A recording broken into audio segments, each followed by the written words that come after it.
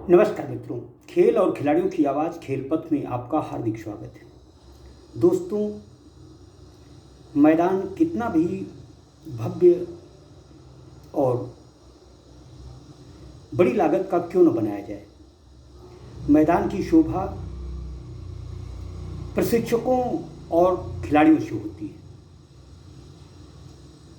यदि प्रशिक्षक नहीं है, खिलाड़ी नहीं है, तो मैदान कितना भी खूबसूरत और सुविधा संपन्न हो, उसके कोई मायने नहीं।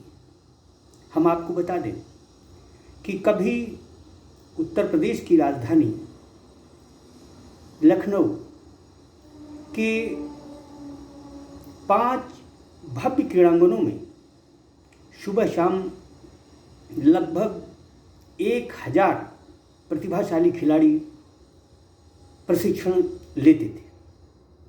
लेकिन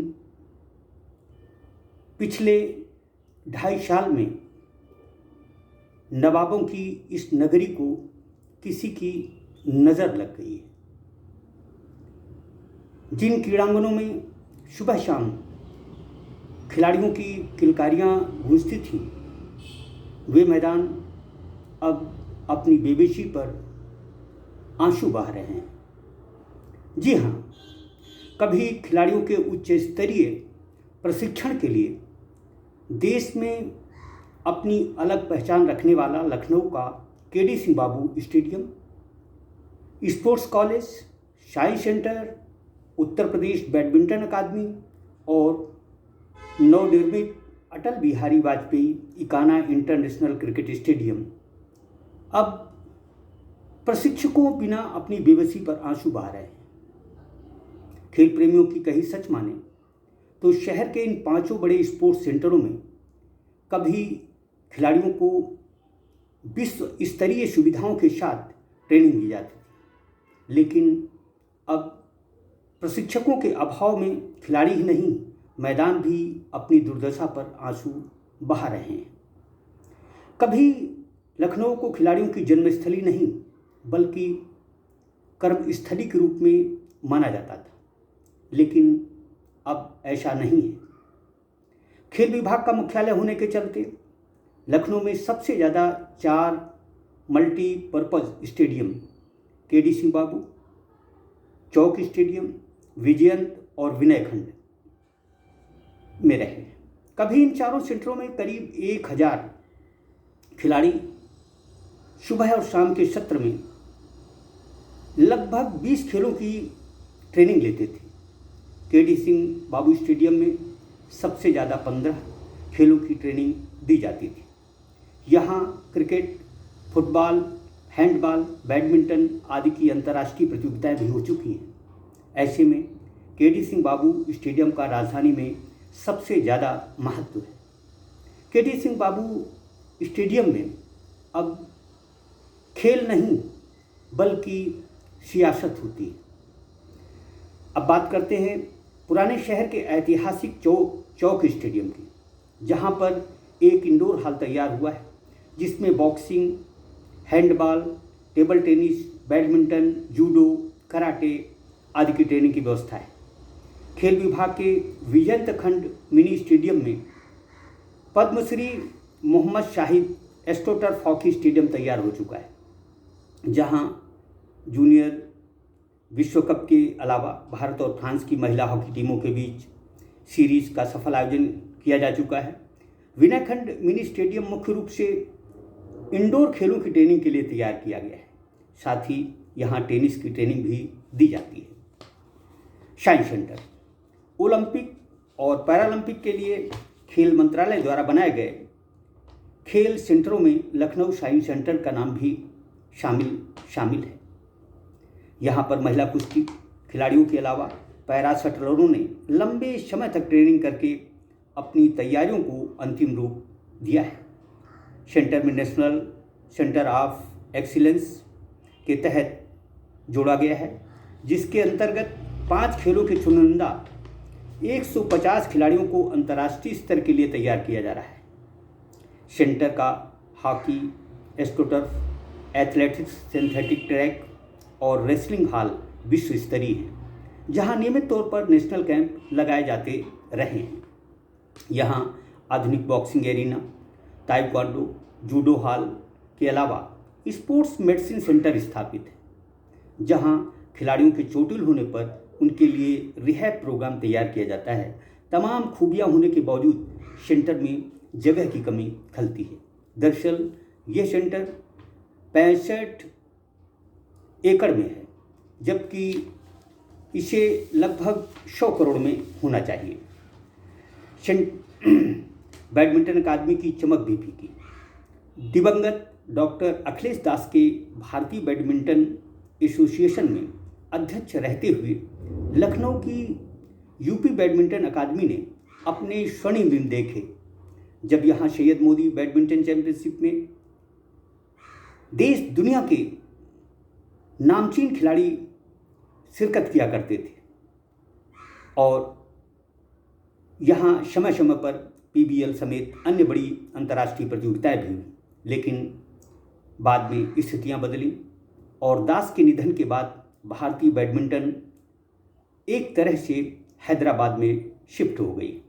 हालांकि आज भी सैयद मोदी बैडमिंटन यहाँ प्रतिवर्ष आयोजित हो रही है, लेकिन दिग्गज खिलाड़ियों के न आने से इस आयोजन का आकर्षण काफ़ी कम हो गया है।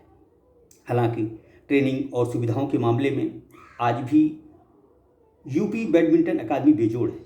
यही कारण है कि जूनियर स्तर पर देश के तमाम शटलर लखनऊ आकर ट्रेनिंग करना पसंद करते हैं।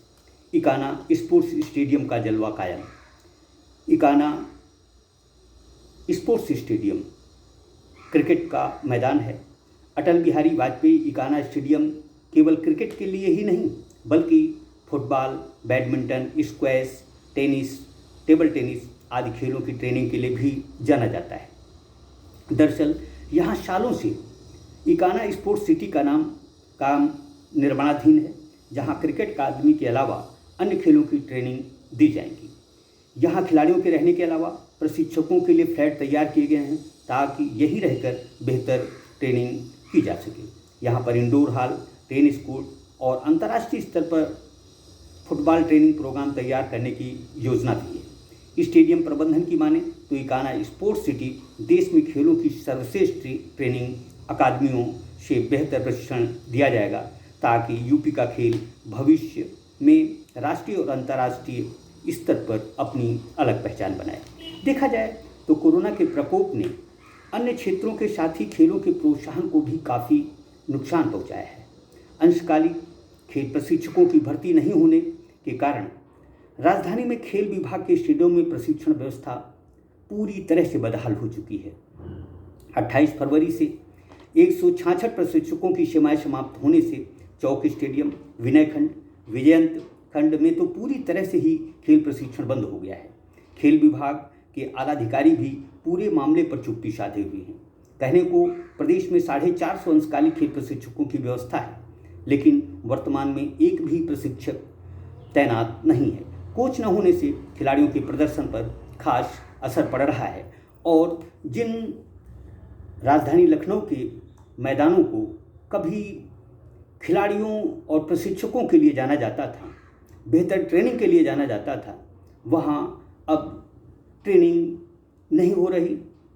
खिलाड़ी जाते हैं और बिना प्रशिक्षकों के होते जो बनता है वैसा करते हैं और वापस अपने अपने घरों को चले जाते हैं।